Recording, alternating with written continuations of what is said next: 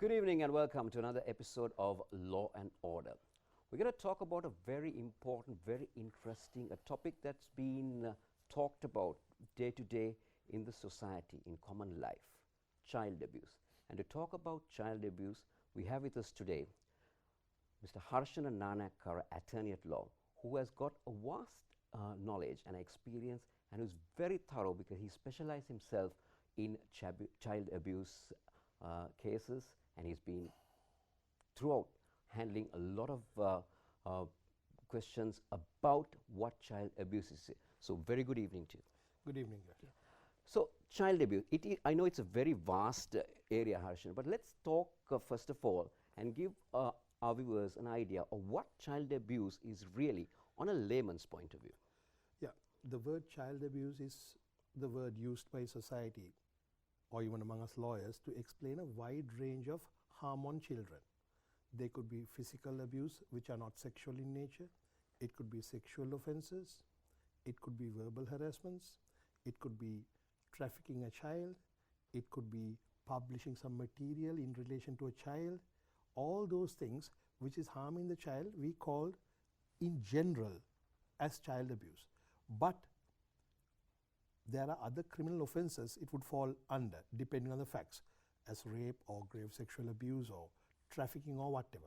It is in order to explain that whole range of negative impact on a child or the harm on the child that we use the word child abuse. No, it doesn't exactly have a legal definition as such. Right. So when you said child abuse, you talked about trafficking, you talked about rape, you talked about sexual. So I feel that there's a lot of types of child abuse that comes under this vast area of child abuse. If you can elaborate a little bit more on these.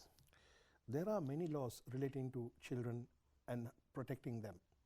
But the main one is Penal Code, the amendment in 1995 and amendment in 2006.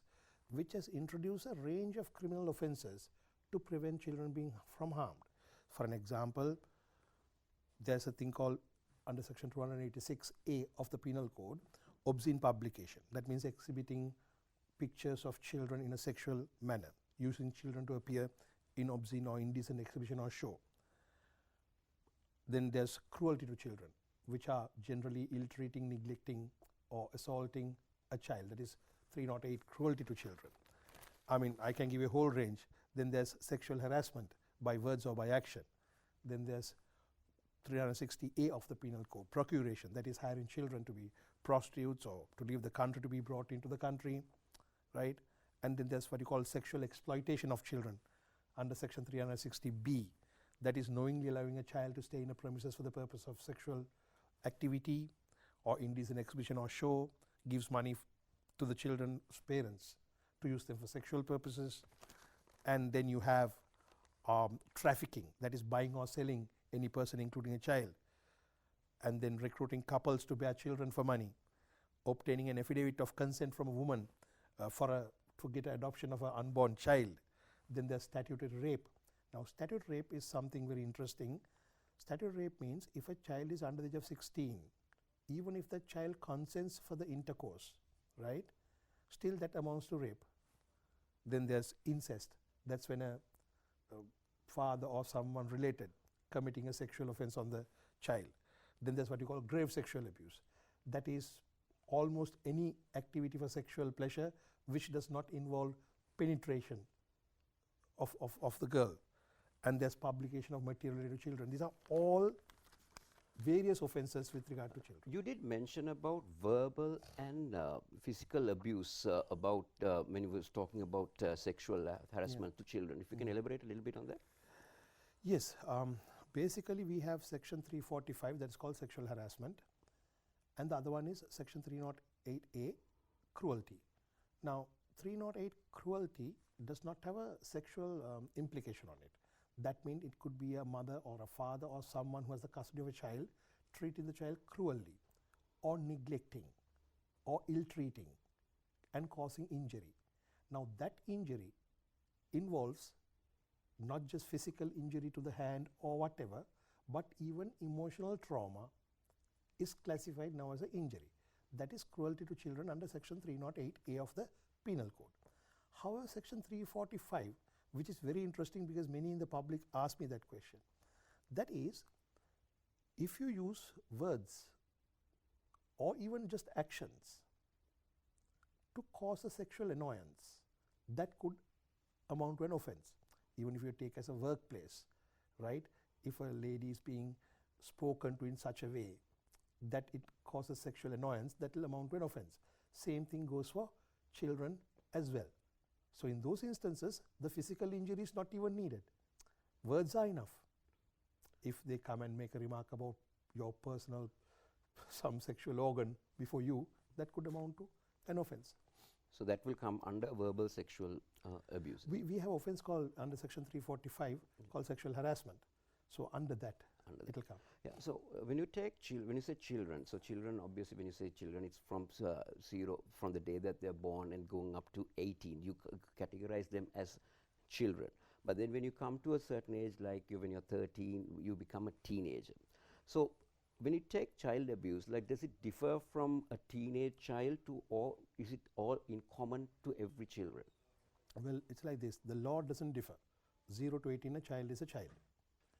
But as I told you, there are certain types of offences that can be done. For an example, if you're over the age of 16, you can consent to sexual intercourse, which won't be an offence, but you're still under 18, right? And in some certain instances, you have to be less than 16 to be in a, less than 14, you cannot be employed. So, to get the question right, I would say the child abuse or whatever doesn't differ, but the laws that apply can differ. I mean, if you can repeat the question again and guide me a little bit on that, I can. What I want to find out is, you say, we say children from 0, from the day that they're born to 18, they come under, we call all them children. But then we come to 13 to the age of 18, you become a teenager. So does this sexual or whatever abuse that they're coming into differ from? Not by law. Law, the abuse is an abuse if it amounts into that particular offence. However, when it comes to child offenders, then the Children's and Young Persons Ordinance will apply. So there we have certain offences that can be committed. For an example, a child under the age of 10 cannot commit a crime. That's presumed by law. So that's for child offenders. So, but no, to answer your question straightly, it doesn't differ. But the children who are getting exposed to the offences could be wide-ranging, their age-wise, because their vulnerability depends on their age. You did mention that children below the age of 10 would not be considered into committing crimes. If you can talk a little. It's called the Dolly in Capax rule. I think it was age 8 and they increased it to 10 if I'm not mistaken. That means in law, we have a presumption that when children are so small, right, they cannot form the intention necessary to commit a crime, because most crimes have an element intention. So then there's between 8 and 12, which they call a mischievous discretion. That means sometimes they might understand what they're doing. It's called the Dolly in Capax rule. Right. So another thing I've learned, now during our younger days, like when we used to go to school, when we used to at home, we know that we were really like, say, we were caned, we were punished so much by parents and teachers in school. But nowadays it is all changed. Like say, we don't see children being punished or caned at school level, or even at home. The parents are being advised that you don't hit a child, don't abuse verbally and things like that. So, is there a change in the law from that era to this era, that there has been a section brought into the penal code where you see that children are not being punished or caned? Is that a? Well, actually, before the change of the law came, the change of the attitude came, because science and research demonstrated that physically assaulting a child or intimidating a child does not really make him a better person. It makes him scared, so he might hide and do whatever he does. So before the law came in 2005 to abolish corporal punishment, the people were ready for it. They knew that this was not going to go away. I mean, if you look at, we have heard many adults saying, oh, when we were younger, we've been beaten up, that's why we are better citizens now. But if I ask you the question, is the society better now, or is the society better 30 years ago? Answer is going to be 30 years ago, it was a far more peaceful and disciplined society. So we were the generation who got beaten up. We are the adults today. Is our country any better? I don't know. We'll leave it for the public to answer. Yeah. But In 2005, we brought an amendment law, Abolition of Corporal Punishment Act, which means up until that point, courts could have given a corporal punishment, but now it is prohibited. And also, if I'm not mistaken, in 2006, the government issued a circular for all government schools not to cane children or not to use physical punishment.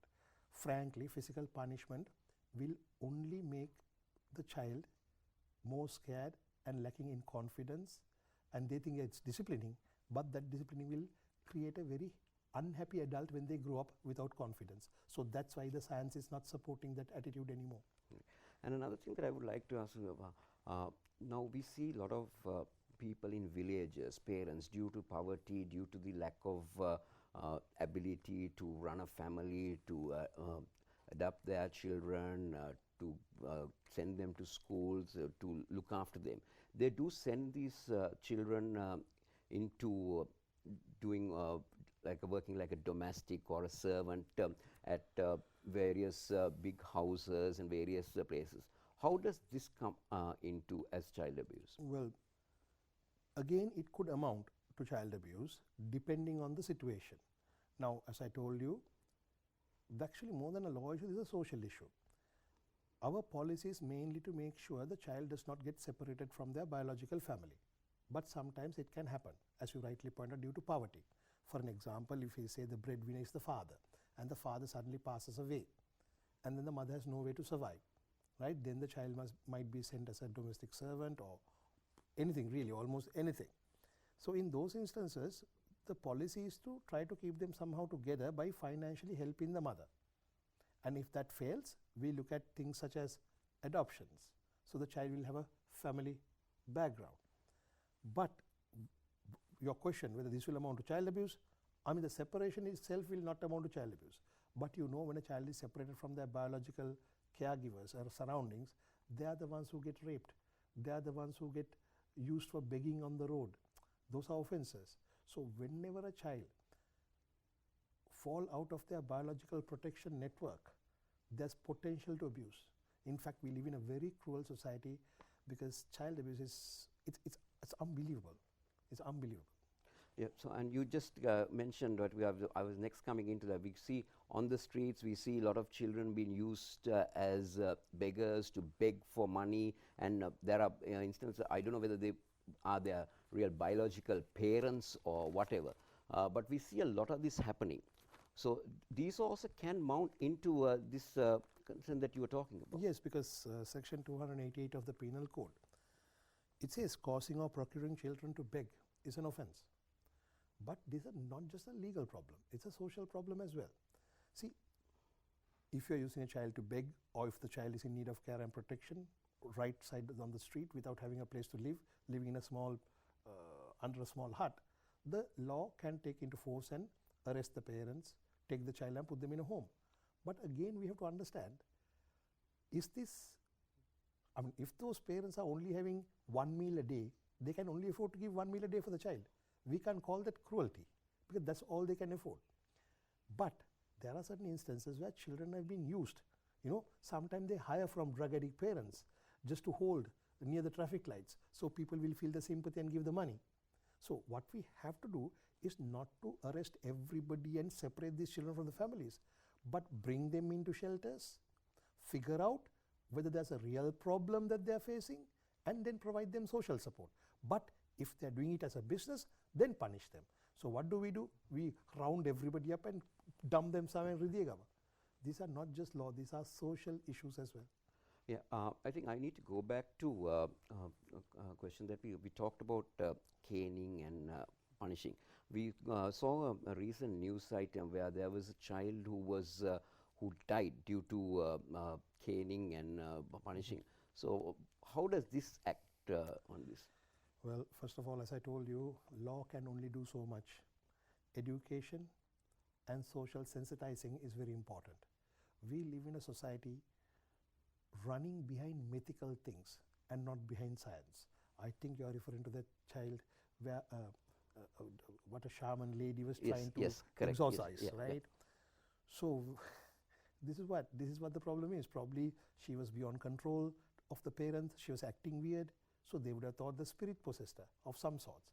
But the reality is it could be some other mental disorder that the child has. But I saw the father saying there was nothing wrong with the child. But then people listening to it for 3-4 days while the child is screaming and not making a complaint about it. Basically a society who ignores science and go behind myths. This will repeatedly happen. This will continue to happen. It's very unfortunate, and I'm sure that mother will be dealt with for that, and that the charmer Brought lady, into the brought in front of the law and then yeah, taken she'll be into charged for murder. charged for murder. Yeah. Right. And another thing, so who could really create a child abuse crime? Like, say, can the parents create, or will it be an outsider, or is it mostly what we hear is it's a known person who would do abuse of a child? So, Well, this is how it happens. Potentially, anyone can abuse a child. Potentially, right? Sometimes it happens from adults to younger children. Sometimes between young children. The boy could be 15 and the victim girl could be 12 or 13, or for that matter, even victim boy. But when we look at, the research shows us about 98% of the offenders who are committing child abuse are known parties to the child, which is quite normal and natural, simply because we have this stereotypical image. When you say child abuser, he must be like a bearded man with tattoos, very angry looking. That is not the case. They are so calm, they are so collected, they're just like you and I, right? Just like you and so I. you would say a silent assassin? Yes, because our stereotypical image is wrong, right? And they are sometimes teachers, dance teachers, some religious personalities, or someone, very well considered as a respectable person who goes to temple, who goes to church, but they could be a potential child abuse. The biggest problem is this. Now, not the problem, the point I want to make is that no parent would leave their child 10 years or 12 years with someone that they don't trust. So it's always someone they trust, and the child also trusts them. Child likes them, right? So therefore, sometimes the child doesn't even know the child is being abused. All this touching, the child thinks uncle is playing a game with me. It takes such a long time for children to come up and say something went wrong because they do not know. Sometimes like playing games, right? So we should not fall into that category where we think strangers and foreigners, pedophiles come. Problems are uncles, sometimes aunts also, right? Right? But known persons, the society that trust. For an example, when if the child comes and says, when I went to the tuition class, my teacher touched me, the first reaction of the mother is going to be, don't lie. He's such a respectable man, he wouldn't do such a thing to you. So sometimes children don't even come and tell home that they are being harmed because they know their parents might not even trust them. So before a child abuse case actually gets reported, it could be quite a long while the child going through it silently. And even the child might not realize that this is an abuse that he is going through because... No, because we remember with the National Child Protection Authority, when we started some of the work, we went on prevention work. That means we went to schools and educated children with charts and pictures as to this kind of touching, that kind of touching is wrong. And then suddenly, so many children aged 12, 13, 14 came said, 2 years ago my uncle did this to me, and today I know it is wrong that the uncle shouldn't have done that to me. Remember, most of this child abuse is not painful to the child or really harming physically the child. It's like a game for them. So many children who came forward were coming forward for all credit to the NCPA, National Child Protection Authority, for their amazing work. Coming forward only because they have realized for the first time, actually they've been sexually molested.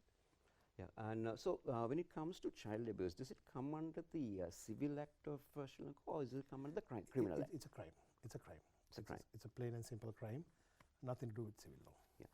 So I think we've been really talking about what real child abuse is, what are the types of child abuses, who could be the culprits of child abuse. So let's now go into finding out what are the laws that come into apply when it comes to child abuse. How does the law operate in Sri Lanka? Well, I mean, we have the normal criminal law that applies for protecting children. As I told you, all the offences earlier and the penal code, and there are some other laws like Children's and Young Persons Ordinance, the Adoption Ordinance. There are over 50 laws which deals with children. So all of them are applied in our courts. But I think the point I wish to make is this. Now, in our country, we know there are laws delays. Cases get late. And some of my research that I have done in 2010, 2012 shows me some of these child abuse cases take 5 to 6 to 7 years to be concluded from the date of the offence. That means if the child was about 13 or 14 when the abuse happened, by the time the child giving evidence, the child is about 20 or 22. Now, for most part, children aren't able to recall such an old incident with sufficient details to convince a criminal court beyond reasonable doubt. And that's why we have such a low rate of conviction, because when the child can't remember to recall the incident, right, they get acquitted. And also sometimes children doesn't want to come and give evidence. For an example, if there's a girl child, we had that abused or raped when she was 13 or 14 by someone. By the time the case comes, the woman is married to, girl is married to another person. And the girl has not told the person that she has been raped when she was 14 or 15 or gone with a boyfriend and done that. So she doesn't want to come that and tell in the courthouse, because then her current marriage will fail.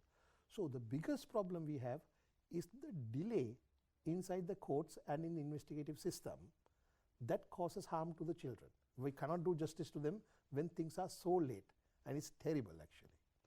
Yeah, and going back to going it to the other way, like say, for example, there was if you say there was a child at the age of 6 or 7 who has been abused or, as you said, been touched by an uncle, but then the child suddenly realizes with the age going on and with his knowledge on the society, okay, this is what is happening to me. So can this child bring up this even after about 5 to 6 years, saying that my uncle or my aunt or whoever was abusing me? Can. Actually, you asked a very valid and a very important question, probably the legal background that you possess, Yeah. right? One of the main reasons of a complaint, it has to be prompt. It cannot be belated. For an example, if something happened to you now, if you were assaulted, the normal course of action is you will go to the police and complain today or tomorrow morning. Then the promptness is there, so the complaint can be believed. Now, what about the situation when a complaint is late by a month, 2 months, 3 months, or even a year, right? As long as you can give a reason for your delay, that delay is not a problem, because for the criminal offense, we have 20 years prescription to file an action, right? 20 years, not like civil contract or whatever, 20 years. So, for an example, I mean, let's assume, not a child, let's assume it's a rape of a woman. Now, a woman is not going to rush to the police station the following morning if her husband is not there.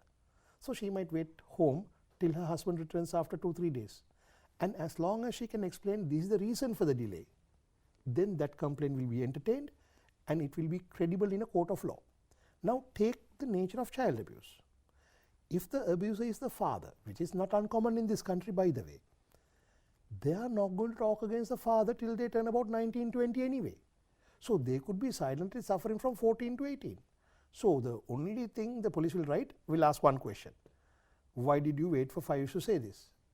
The answer will be, I was with my father and I was scared, as a result of which I never complained. So, although the complaint is late, as we call belated, still it will be acceptable in law as a valid complaint and a credible complaint. I think that's a very good point there, because you see a lot of people, a lot of children, as you said, they get laid back. They don't want to come forward. That's how Sri Lanka has been. Like, they don't want to really come out with what they've gone through in life, and that is becoming a big problem for us. So, that's natural, Kausala, because just imagine, firstly, they have a serious problem. If say if the abuse is someone important in society or a teacher or someone, their first obstacle is, first they have to figure out, am I being abused? Obstacle number 1 solved. Now, if I go and tell this to my mother or father, will they believe me? And most of these children who are going through that are from either not much attention from the parents anyway. So, I mean, say for an example, if they are a religious person, will they believe? So, they have couple of obstacles before they can even get their story heard by someone. I think that's been a very good answer to what we've really been talking about. It's been a very important topic, child abuse. I know it's a very vast area which you cannot really compile within a period of 20 to 25 minutes, Harshana, but Unfortunately, time is permitting us on today's episode of Law and Order. Thank you very much for joining us on this program and giving us a very in detail idea of what child abuse is. We shall be talking with you in future also about how this prevention can come in when it comes to child abuse. So do stay with us on Law and Order as we join you next week. For the time being, for this episode, it's goodbye. Good night.